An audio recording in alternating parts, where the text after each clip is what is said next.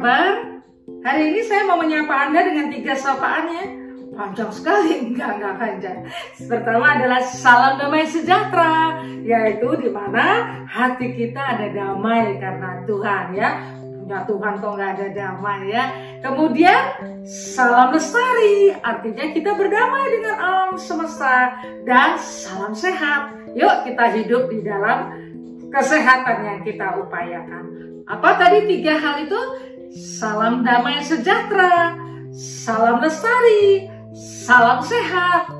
Oke, kita baru membaca akan firman Tuhan hari ini dari Nehemia pasal 5 ayat 1 sampai 5 ya. Kita baca teks itu.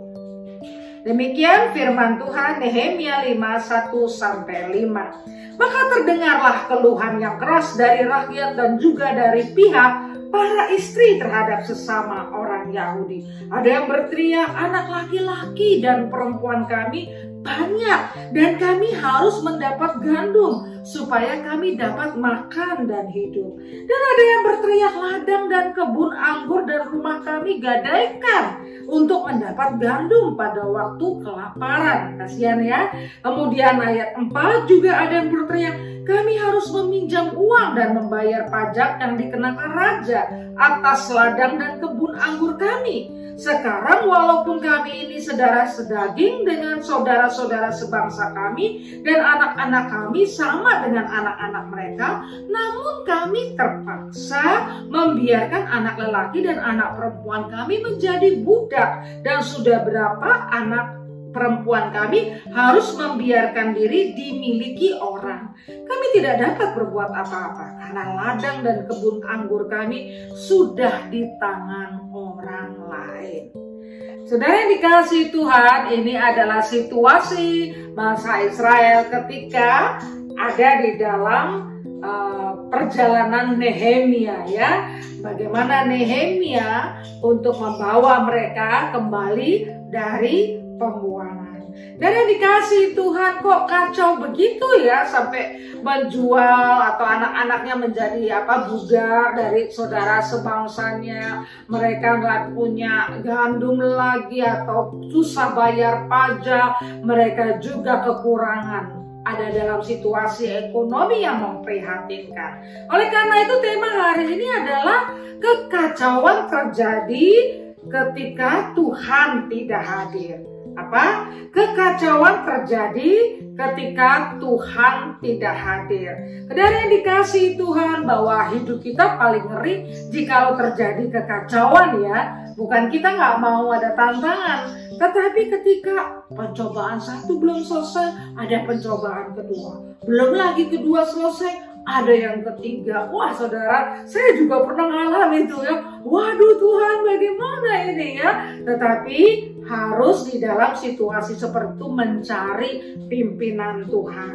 Dan yang dikasihi Tuhan, kekacauan bisa terjadi. Semakin kacau adalah memang seringkali bisa jadi dari pihak orang lain atau luar ya. Misalnya sebuah sistem dari kantor membuat kekacauan, kegaduhan di kantor itu bisa ya, bukan dari diri kita sendiri. Tetapi kita diajak juga bahwa mungkin juga terjadi dari diri kita sendiri atau lingkungan komunitas kita ada. Dan yang jelas di dalam situasi bangsa Israel, mereka kacau, mereka ada di dalam tekanan ekonomi, mereka ada di dalam perbudakan anak-anak mereka kekurangan dan lain sebagainya. Itu karena apa? Nah ini asalnya apa? Kalau di sebuah masyarakat kita tahu konflik atau kekacauan bisa terjadi, bahkan di rumah tangga pasti ujung-ujungnya ada ketidakadilan. Pasti ada di mana demokratis itu tidak dilakukan. Pasti ada situasi keserakahan satu kepada yang lainnya. Pasti ada kelicikan yang mungkin terjadi. Disitulah berarti Tuhan tidak hadir. Kekacauan terjadi karena Tuhan tidak hadir.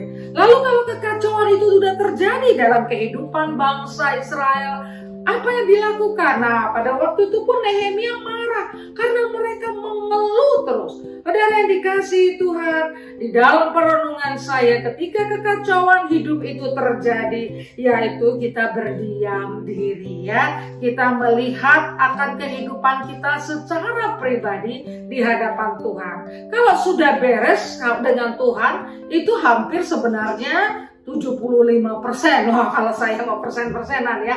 Artinya hidup kita udah ada damai sejahtera. Membereskan juga dengan orang lain penting, tetapi memang tidak selalu mulus sesuai dengan keinginan kita ya. Karena kita berhadapan lalu di masyarakat berbagai macam orang. Orang kadang-kadang bisa bersikap dewasa, kadang kekanak-kanakan. Tetapi kita tidak bergantung kepada mereka, kita sendiri yang melakukan sesuatu yang baik. Kemudian hal yang berikutnya apa? Yaitu mendengar suara Tuhan.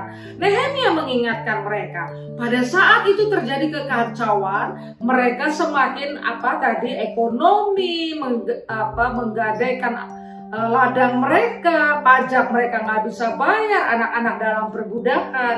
Karena apa? Ternyata setelah diteliti situasi kepemimpinan di mana ada riba, ada korupsi begitu ya, ada kelicikan menjual untuk akhirnya mendapatkan kembali sebuah keuntungan. Jadi ada persoalan-persoalan yang dilakukan ketidakbenaran. Disitulah kekacauan hadir ketika Tuhan tidak hadir. Dan yang dikasihi Tuhan, Nehemia mengingatkan mereka harus mengembalikan milik orang lain. Mereka harus bertobat. Lalu mereka mengatakan, ya kami akan lakukan.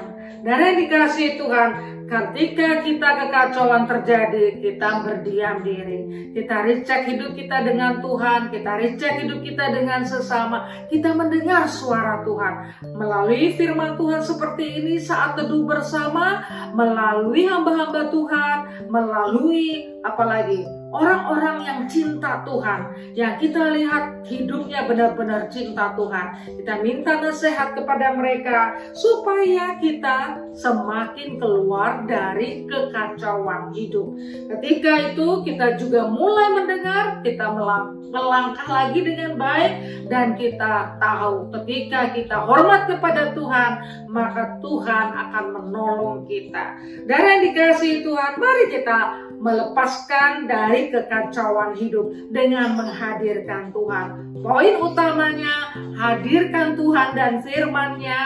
Jangan omong kosong ya, tapi benar-benar menghadirkan Tuhan dalam rumah tangga, dalam masyarakat, di dalam kehidupan bergereja, di dalam pekerjaan ya. Paling minimal dari diri kita sendiri. Orang lain memang kita tidak bisa kontrol, tetapi kalau kita melakukan dengan sungguh-sungguh, maka Tuhan hadir. Terima kasih Tuhan karena Engkau mengingatkan kami bahwa kekacauan terjadi dalam hidup kami karena kami kurang memberi ruang di mana Allah hadir. Oleh karena itu kami rindu, kami kembali memberikan ruang istimewa kehadiran Tuhan supaya hidup kami dibereskan satu persatu dan ketenangan terjadi. Terima kasih Tuhan.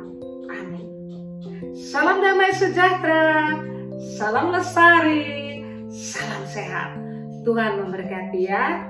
Selamat aktivitas.